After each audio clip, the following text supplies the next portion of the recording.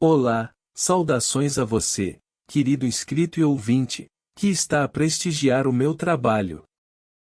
Na audição de hoje um conto de Machado de Assis, nomeado A Cartomante. Publicado no ano de 1884. Por gentileza, se o meu trabalho lhe trouxe agrado, deixe seu like e se inscreva no canal. Caso obteve uma experiência de desagrado, deixe nos comentários, pois a vossa avaliação será considerada e aplicada. Desde já, agradeço pela preferência e desejo-lhe uma excelente audição. A Cartomante. Hamlet observa a Horácio que há mais causas no céu e na terra do que sonha a nossa filosofia. Era a mesma explicação que dava a bela Rita ao moço Camilo, numa sexta-feira de novembro de 1869, quando este ria dela, por ter ido na véspera consultar uma cartomante. A diferença é que o fazia por outras palavras. Ria, ria. Os homens são assim, não acreditam em nada. Pois saiba que fui, e que ela adivinhou o motivo da consulta, antes mesmo que eu lhe dissesse o que era. Apenas começou a botar as cartas, disse-me: "A senhora gosta de uma pessoa." Confessei que sim, e então ela continuou a botar as cartas, combinou-as, e no fim declarou-me que eu tinha medo de que você me esquecesse, mas que não era verdade. Errou. Interrompeu Camilo, rindo. Não diga isso, Camilo. Se você soubesse como eu tenho andado, por sua causa. Você sabe, ou já lhe disse. Não ria de mim, não ria.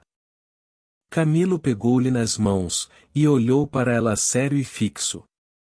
Jurou que lhe queria muito, que os seus sustos pareciam de criança, e em todo caso, quando tivesse algum receio, a melhor cartomante era ele mesmo.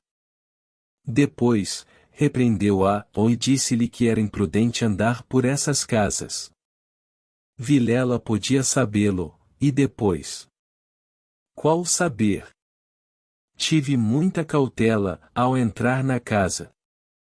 Onde é a casa? Aqui perto, na Rua da Guarda Velha, ou não passava ninguém nessa ocasião. Descansa, eu não sou maluca. Camilo riu outra vez.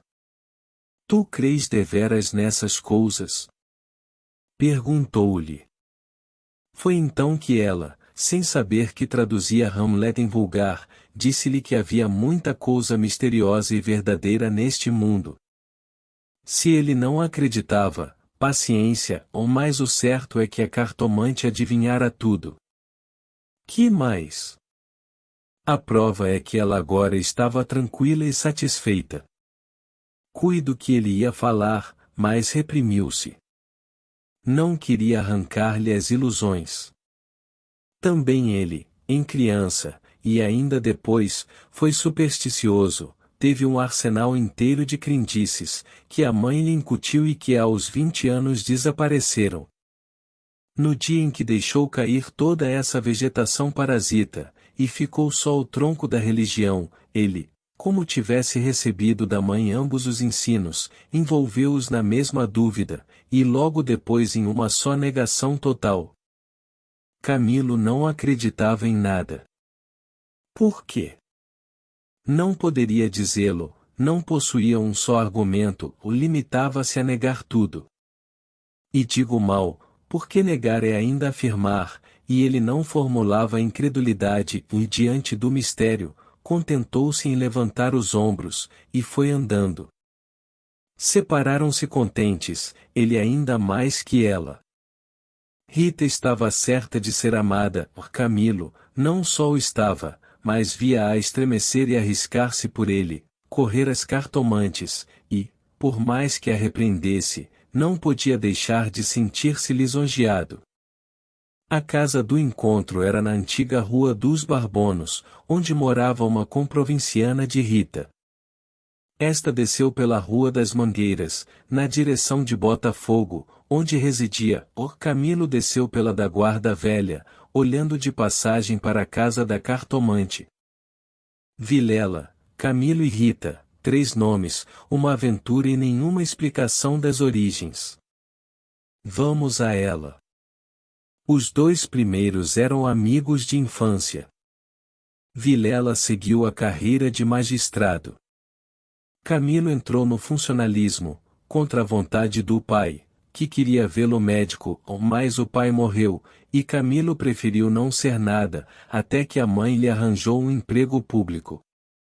No princípio de 1869, voltou Vilela da província, onde casara com uma dama formosa e tonta, abandonou a magistratura e veio abrir banca de advogado. Camilo arranjou-lhe casa para os lados de Botafogo, e foi a bordo recebê-lo. "O senhor!" exclamou Rita, estendendo-lhe a mão. "Não imagina como meu marido é seu amigo", falava sempre do senhor. Camilo e Vilela olharam-se com ternura. Eram amigos deveras.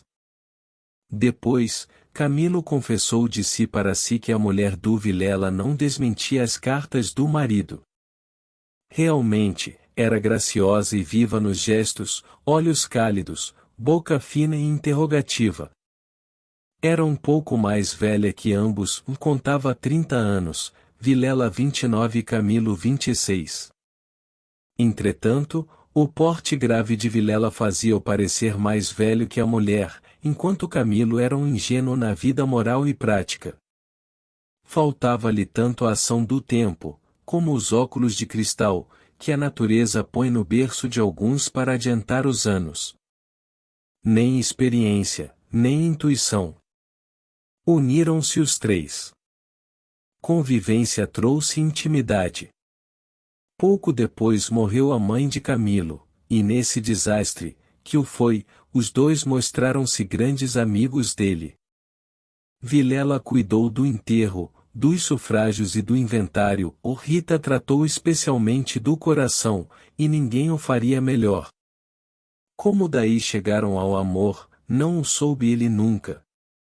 A verdade é que gostava de passar as horas ao lado dela, era sua enfermeira moral, quase uma irmã, mas principalmente era mulher e bonita. Odor de femina, beijo que ele aspirava nela, e em volta dela, para incorporá-lo em si próprio. Liam os mesmos livros, iam juntos a teatros e passeios. Camilo ensinou-lhe as damas e o xadrez e jogavam às noites, ela mal, ele, para lhe ser agradável, pouco menos mal. Até aí as coisas. Agora a ação da pessoa, os olhos teimosos de Rita, que procuravam muita vez os dele, que os consultavam antes de o fazer ao marido, as mãos frias, as atitudes insólitas. Um dia, fazendo ele anos, recebeu de Vilela uma rica bengala de presente, e de Rita apenas um cartão com um vulgar cumprimento a lápis, e foi então que ele pôde ler no próprio coração ou não conseguia arrancar os olhos do bilhetinho. Palavras vulgares, mas a vulgaridade sublimes, ou, pelo menos, deleitosas. A velha caleça de praça, em que pela primeira vez passeaste com a mulher amada, fechadinhos ambos, vale o carro de Apolo. Assim é o homem, assim são as coisas que o cercam. Camilo quis sinceramente fugir, mas já não pôde. Rita, como uma serpente, foi-se acercando dele, envolveu-o todo, fez-lhe estalar os ossos num espasmo, e pingou-lhe o veneno na boca. Ele ficou atordoado e subjugado. Vexame, sustos, remorsos, desejos, tudo sentiu de mistura, mas a batalha foi curta e a vitória delirante. Adeus, escrúpulos. Não tardou que o sapato se acomodasse ao pé, e aí foram ambos, estrada fora, braços dados, pisando folgadamente por cima de ervas e pedregulhos, sem padecer nada mais que algumas saudades, quando estavam ausentes um do outro. A confiança e estima de Vilela continuavam a ser as mesmas. Um dia, porém, recebeu Camilo uma carta anônima, que lhe chamava imoral e pérfido, e dizia que a aventura era sabida de todos. Camilo teve medo, e, para desviar as suspeitas, começou a rarear as visitas à casa de Vilela. Este notou-lhe as ausências. Camilo respondeu que o motivo era uma paixão frívola de rapaz. Candura gerou astúcia. As ausências prolongaram-se, e as visitas cessaram inteiramente. Pode ser que entrasse também nisso um pouco de amor próprio, uma intenção de diminuir os obséquios do marido, para tornar menos dura a leivosia do ato. Foi por esse tempo que Rita, desconfiada e medrosa, correu à cartomante para consultá-la sobre a verdadeira causa do procedimento de Camilo. Vimos que a cartomante restituiu-lhe a confiança, e que o rapaz repreendeu-a por ter feito o que fez. Correram ainda algumas semanas.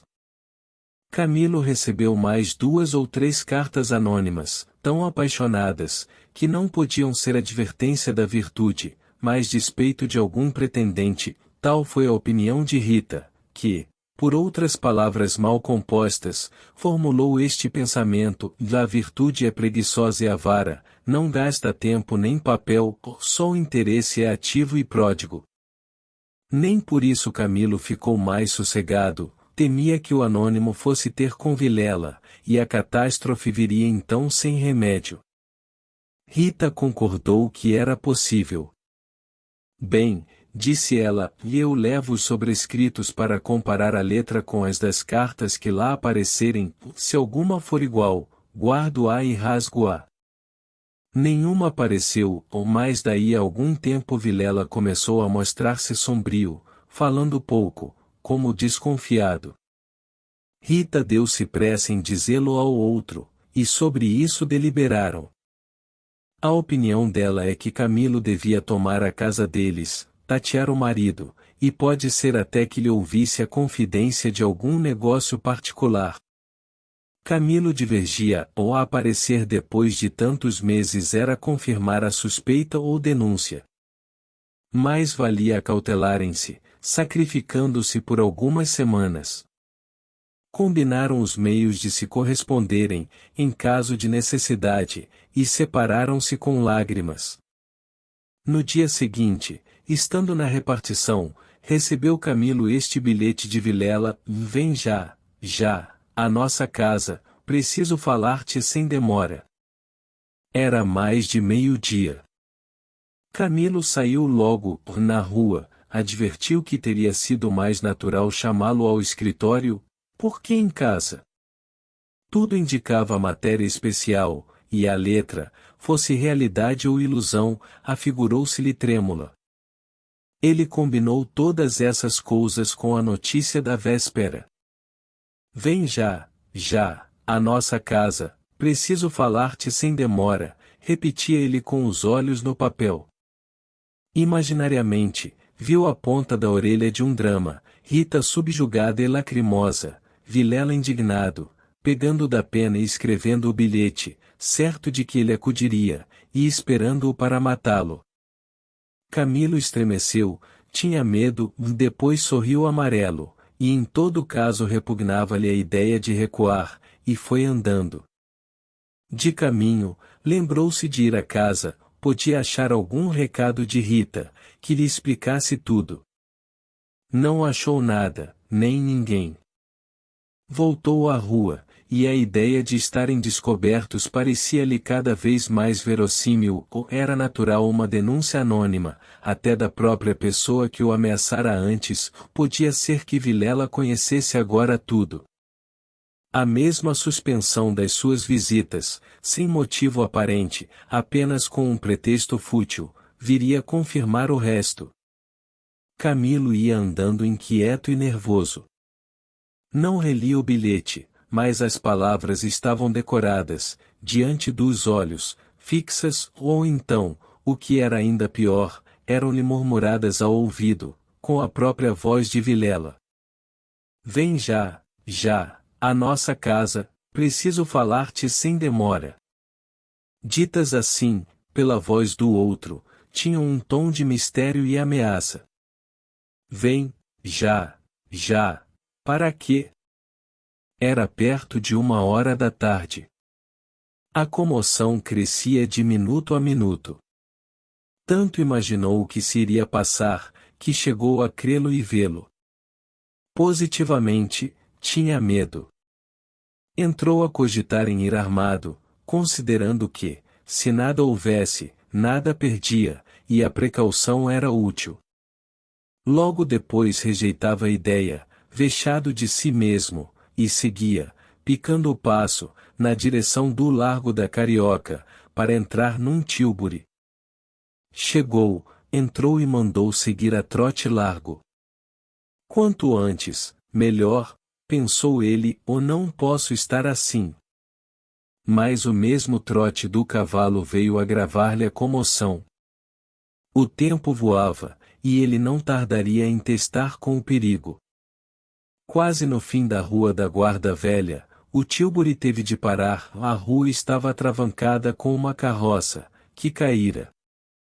Camilo, em si mesmo, estimou o obstáculo, e esperou.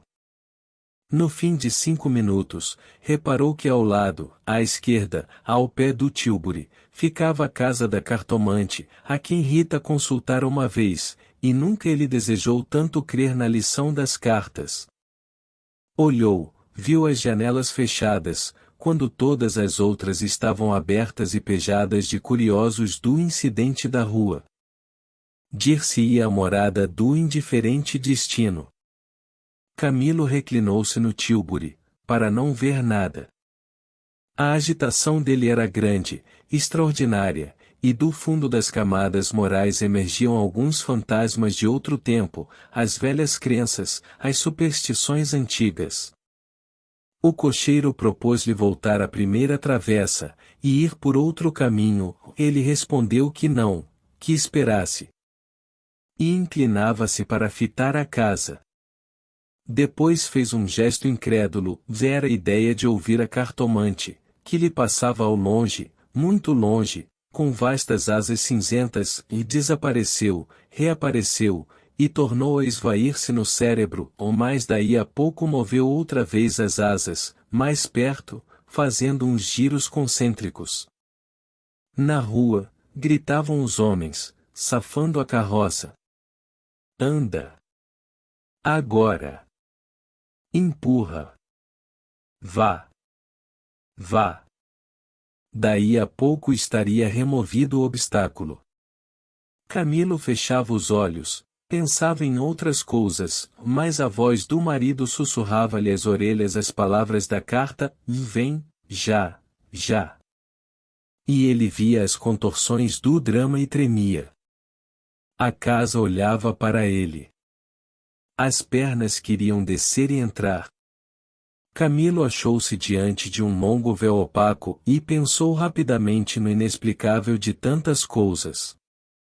A voz da mãe repetia-lhe uma porção de casos extraordinários, e a mesma frase do príncipe de Dinamarca reboava-lhe dentro: vá mais coisas no céu e na terra do que sonha a filosofia. Que perdia ele, se deu por si na calçada, ao pé da porta, e disse ao cocheiro que esperasse, e rápido enfiou pelo corredor, e subiu a escada. A luz era pouca, os degraus comidos dos pés, o corrimão pegajoso, mas ele não viu nem sentiu nada. Trepou e bateu. Não aparecendo ninguém, teve ideia de descer, mas era tarde, a curiosidade fustigava-lhe o sangue, as fontes latejavam-lhe, ele tornou a bater 1, 2, 3 pancadas. Veio uma mulher, ou era cartomante. Camilo disse que ia consultá-la, ela fê-lo entrar. Dali subiram ao sótão, por uma escada ainda pior que a primeira e mais escura. Em cima, havia uma salinha, mal alumiada por uma janela, que dava para o telhado dos fundos. Velhos trastes, paredes sombrias, um ar de pobreza, que antes aumentava do que destruía o prestígio. A cartomante fê-lo sentar diante da mesa, e sentou-se do lado oposto, com as costas para a janela, de maneira que a pouca luz de fora batia em cheio no rosto de Camilo. Abriu uma gaveta e tirou um baralho de cartas compridas e enxovalhadas. Enquanto as baralhava, rapidamente, olhava para ele, não de rosto, mas por baixo dos olhos.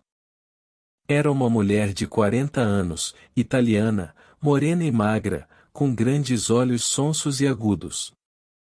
Voltou 3 cartas sobre a mesa, e disse-lhe: Vejamos primeiro o que é que o traz aqui. O senhor tem um grande susto. Camilo, maravilhado, fez um gesto afirmativo. E quer saber, continuou ela, se lhe acontecerá alguma coisa ou não. A mim e a ela, explicou vivamente ele. A cartomante não sorriu, e disse-lhe só que esperasse. Rápido pegou outra vez das cartas e baralhou-as, com os longos dedos finos, de unhas descuradas, baralhou-as bem, transpôs os maços, 1, 2, 3 vezes, e depois começou a estendê-las. Camilo tinha os olhos nela, curioso e ansioso. As cartas dizem-me. Camilo inclinou-se para beber uma a uma as palavras. Então ela declarou-lhe que não tivesse medo de nada. Nada aconteceria nem a um nem a outro, e ele, o terceiro, ignorava tudo. Não obstante, era indispensável muita cautela, ferviam invejas e despeitos. Falou-lhe do amor que os ligava, da beleza de Rita. Camilo estava deslumbrado. A cartomante acabou, recolheu as cartas e fechou-as na gaveta. A senhora restituiu-me a paz ao espírito, disse ele estendendo a mão por cima da mesa e apertando-a da cartomante. Esta levantou-se, rindo. Vá, disse ela, ou vá, ragazzo inamorato. E de pé, com o dedo indicador, tocou-lhe na testa. Camilo estremeceu, como se fosse a mão da própria Sibila, e levantou-se também. A cartomante foi à cômoda, sobre a qual estava um prato com passas, tirou um cacho destas, começou a despencá-las e comê-las, mostrando 2 fileiras de dentes que desmentiam as unhas. Nessa mesma ação comum, a mulher tinha um ar particular. Camilo, ansioso por sair, não sabia como pagasse, e ignorava o preço. Passas custam dinheiro, disse ele afinal, tirando a carteira. Quantas quer mandar buscar? Pergunte ao seu coração, respondeu ela. Camilo tirou uma nota de 10.000 réis, e deu-lhe. Os olhos da cartomante fuzilaram. O preço usual era 2.000 réis. Vejo bem que o senhor gosta muito dela. E faz bem, ela gosta muito do senhor. Vá, vá, tranquilo. Olha a escada, é escura, ponha o chapéu. A cartomante tinha já guardado a nota na algibeira, e descia com ele, falando, com um leve sotaque. Camilo despediu-se dela embaixo, e desceu a escada que levava à rua, enquanto a cartomante, alegre com a paga, tornava acima, cantarolando uma barcarola. Camilo achou o tílburi esperando, a rua estava livre. Entrou e seguiu a trote largo. Tudo lhe parecia agora melhor, as outras coisas traziam outro aspecto, o céu estava límpido e as caras joviais. Chegou a rir dos seus receios, que chamou pueris, recordou os termos da carta de Vilela e reconheceu que eram íntimos e familiares. Onde é que ele lhe descobrira a ameaça? Advertiu também que eram urgentes, e que fizera mal em demorar-se tanto, podia ser algum negócio grave e gravíssimo. Vamos, vamos depressa, repetia ele ao cocheiro. E consigo, para explicar a demora ao amigo, engenhou qualquer causa, parece que formou também o plano de aproveitar o incidente para tornar a antiga assiduidade. De volta com os planos, reboavam-lhe na alma as palavras da cartomante. Em verdade, ela adivinhara o objeto da consulta, o estado dele, a existência de um terceiro, por que não adivinharia o resto? O presente que se ignora vale o futuro. Era assim, lentas e continuas, que as velhas crenças do rapaz iam tornando ao de cima, e o mistério empolgava-o com as unhas de ferro. Às vezes queria rir, e ria de si mesmo, algo vexado, ou mais a mulher, as cartas, as palavras secas e afirmativas, a exortação. Vá, vá, ragazzo inamorato, e no fim, ao longe, a barcarola da despedida, lenta e graciosa, tais eram os elementos recentes, que formavam, com os antigos, uma fé nova e vivaz. A verdade é que o coração ia alegre e impaciente, pensando nas horas felizes de outrora e nas que haviam de vir. Ao passar pela glória, Camilo olhou para o mar, estendeu os olhos para fora, até onde a água e o céu dão um abraço infinito, e teve assim uma sensação do futuro, longo, longo, interminável. Daí a pouco chegou à casa de Vilela. Apeou-se, empurrou a porta de ferro do jardim e entrou. A casa estava silenciosa. Subiu os 6 degraus de pedra, e mal teve tempo de bater, a porta abriu-se, e apareceu-lhe Vilela. Desculpa, não pude vir mais cedo, que há? Vilela não lhe respondeu, tinha as feições decompostas, fez-lhe sinal, e foram para uma saleta interior. Entrando, Camilo não pôde sufocar um grito de terror. Vá ao fundo sobre o canapé, estava Rita morta e ensanguentada. Vilela pegou-o pela gola, e, com 2 tiros de revólver, estirou o morto no chão. Fim.